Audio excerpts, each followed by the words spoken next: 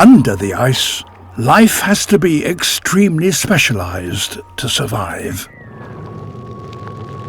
The crystalline surface of the ice stalactites provides a home for ice fish whose bodies are full of antifreeze.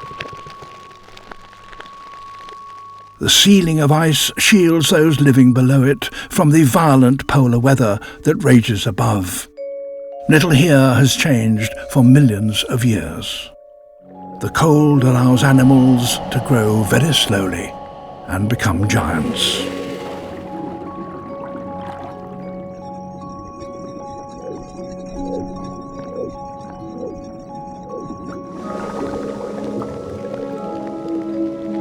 A relative of the woodlouse is the size of a dinner plate. And this so-called sea spider has legs that span half a meter.